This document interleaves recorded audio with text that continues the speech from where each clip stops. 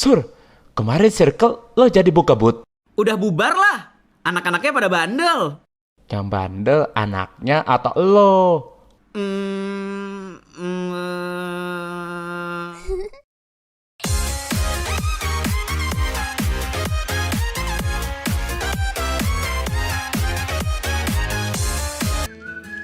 Hai kreativis, kalian tadi udah denger kan nasib circle Kak Surya? Woi, kenapa gua yang harus jadi tumbal? Biarin, salah siapa bubar? Announce Channel. By the way, kemarin kita dibantu sama tim Polimedia untuk meliput Komifuro bareng Kak Surya loh. Cuman videonya goyang-goyang gitu. Gile, dikatain gak tuh? Bukan gua lo ya. Sebelumnya, kalian udah tahu nggak circle itu apa? Yap, betul banget. Circle itu lingkaran. Lucu Sas, lucu banget. Bercanda kok. Circle atau yang juga bisa disebut lingkar karya adalah perkumpulan yang dibentuk oleh seseorang atau lebih dengan tujuan berkarya bersama. Biasanya, circle akan memasarkan diri mereka dengan cara membuka booth di event kreatif atau mengupload karya di jejaring sosial. Nah, langsung aja yuk kita intip seperti apa pesan dari Kak Afdal terkait circle kreatif. Plus dan circle-circle nomaden. Siap. Nomaden ya tuh. Seru cuy. Di sini siapa yang pernah bikin circle terus bubar? Angkat tangan. Saya. Oke, satu. Masa satu doang nggak mungkin ah. Nih, nengok. Oke, dulu ini. MC-nya.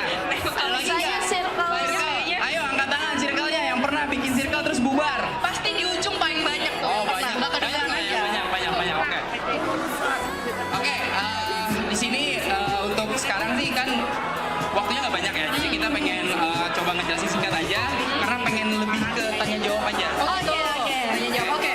Tapi ini lumayan panjang juga sih slide-nya. Oke, kita persilakan ya Kak Afdal untuk Next. presentasi kampusnya ya. Ya kita liatin dulu. Oke, pertama kenalan dulu.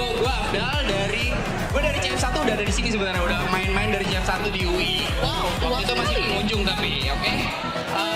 Sekarang gue sebagai founder dari Kreatif, terus co-founder di Noun Animation, di Ainaki Asosiasi Animasi juga gabung, dan satu lagi di Announce Channel. Buat yang kalian tahu virtual YouTuber, kita punya virtual YouTuber namanya Announce Channel. Oke, lanjut. Oke, circle. Kita bahas soal circle. Di sini, kenapa bahas circle itu sebenarnya gue bahas gini bukan karena nggak pernah bubar, justru karena sering banget bubar Kalau sebenarnya. udah pernah pengalaman. Lebih sering Oke, banget betul. bubar. So, cuman kan level bubarnya beda. Makin kesini level bubarnya beda. Jadi kalau untuk level yang circle, udah tau lah salahnya di mana gitu loh. So, kita mau berbagi aja sebenarnya, biar teman-teman kalau bikin circle itu bisa lebih baik lagi. Wah, lu Loki lu. Waduh, kita tahu siapa tuh No? Oke, kita tahu siapa tuh. Oke, pertama sekilas aja soal bedanya circle sama komunitas. Biasanya circle itu jumlahnya sedikit sih orangnya, gitu loh. Paling 2-5 orangan gitu kan, dan buka booth biasanya di Komifuro gitu. Kalau komunitas kan banyak, rame biasanya. Nah, paling bawah itu sebenarnya itu cenderung keluar duit kalau circle. Gak Buka bohong. booth, beli sesuatu, hilap sesuatu gitu ya. Tapi kalau komunitas cenderung keluar komunitas sebenarnya. Wadaw. Nah, jadi itu perbedaan singkat aja ya. Kita nggak usah panjang cerita soal itu. Lanjut. Nah, circle itu sebenarnya idealnya ya ini ya. Jadi ada 3 ini yang penting sebenarnya di circle. Kalau kalian pengen bikin circle, sebenarnya 3 ini penting. Tapi mostly sebenarnya yang penting itu cuma 2 sih sebenarnya. Ini yang punya ide pertama kreator. Biasanya kreator itu yang bikin konten. Setelah itu yang kedua adalah yang punya banyak teman. Yang punya banyak teman, Aku nggak punya teman, Kak. Bohong. Nah, itu otomatis jadi marketing biasanya. Dan yang terakhir, yang punya duit. Investor. Tapi ini nggak wajib sebenarnya. Yang wajib cuma 2 sebenarnya. Nah, oke, lanjut. Nah, alasan circle dibuat sebenarnya ini ya. Ada kesamaan hobi, anaknya asik, terus karena dia anak sultan gitu ya. Jadi kita bisa ngeprospek biasanya. Anak sultan. Oke, lanjut. Biar dibayarin circle. Alasan circle bubar itu sebenarnya sederhana biasanya. Pertama ya kalau nggak produktif, nggak nguntungin, oke, beda pendapat, biasalah. Sama satu lagi ya selingkuh, pindah circle ya. Tadi gue bilang ya circle nomaden. Oke, orang ya ternyata lanjut circle. Selingkuhnya beda. Banyakan mana? Mostly bubar. Kenapa? Okay. Waduh, coba next. Wow. Nah, kenapa? Gitu kan? Nah, lanjut next lagi. Oke ya. Nah, poin ini sebenarnya sederhana nih. Ada 3 poin sebenarnya. Ada 3 poin. Yang pertama adalah hitung-hitungannya ngaco, idealisme, dan ide. Kita jelasin satu-satu ya. Kita jelasin satu-satu. Wow, apa nih? Wow, sengaja ya. Di sini harusnya. Tapi udah. Ya, buat yang tahu Nouns Channel, ini Nouns Channel. Lanjut next dah. Nah, ini gue pengen cerita sedikit aja nih. Ini sebenarnya logika standar kalau kita ngomongin circle sebenarnya. Kalian sini biasanya kalau ke Komifuro, ini kita sering banget ketemu masalahnya sebenarnya. Nah, di sini tuh kalau kita ngomongin di sini tuh kan ada transport, penginapan, makan, buka stand di sini istilahnya kan. Anggap kalau kita hitung-hitungan sederhana sebenarnya, itu kalau kalian misalnya buka booth dari Bandung istilahnya itu kan, itu ada hitung-hitungannya sampai misalnya 1.240.000 tuh misalnya. Sedangkan produk yang kalian jual itu rata-rata paling cuman pin 30 biji, terus keychain, ya kan? Terus poster yang kalau dijumlahin semua, kalau laku semua nih, kalau hoki laku semua, itu paling cuman 1.200.000, which is masih minus. Belum lagi kalian nanti osukare setelah pulang ya kan?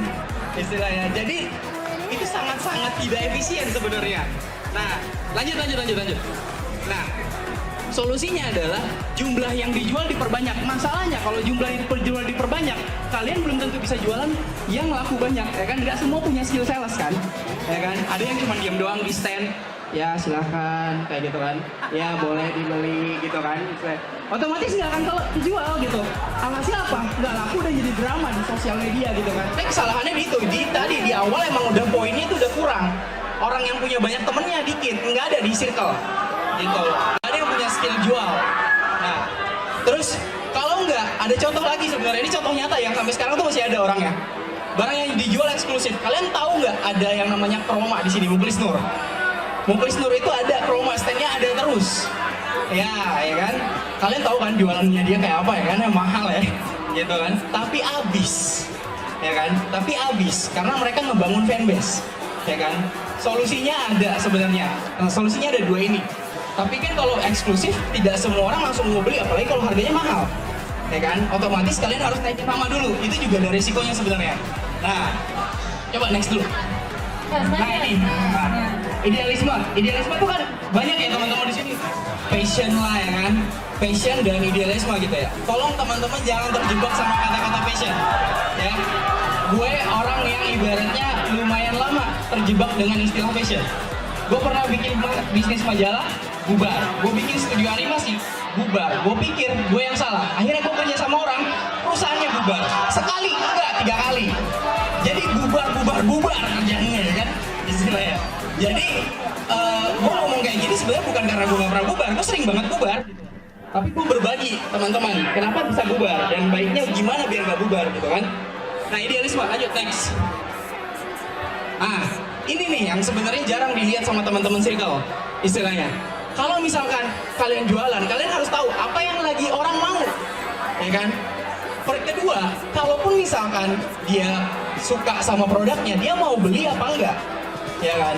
Yang ketiga adalah kalau misalnya dia mau beli, harganya terjangkau atau enggak.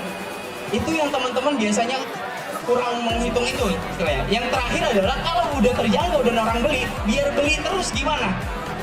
Ini 4 pertanyaan penting yang ibaratnya jarang banget dilihat sama teman-teman di circle. Oke, next. Nah, terus ide ini paling konyol sih. Coba lanjut.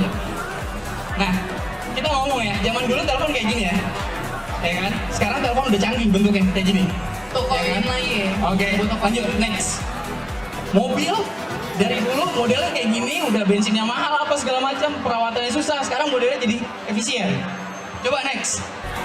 Ini Komifuro waktu zaman di UI, ya. Pas ya. Zaman dulu.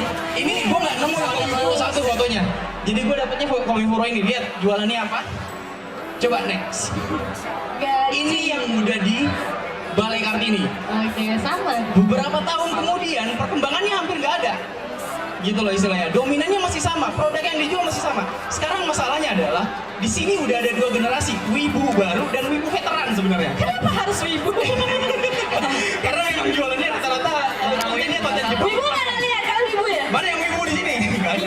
Wibu itu orang yang menyukai hal Jepang loh. Oh iya iya. Pengertian jelek. Gue wibu veteran soalnya. Pengertian jelek. Apa tuh Pak? Kita ngomong kalau soal wibu ya, ibaratnya yang veteran ya, itu tuh biasanya pegang duit sekarang. Umur-umur mereka umur-umur yang dia pegang duit sebenarnya. Tapi apa dia beli produk kalian? Enggak. Kenapa? Karena produk kalian nggak ada inovasinya.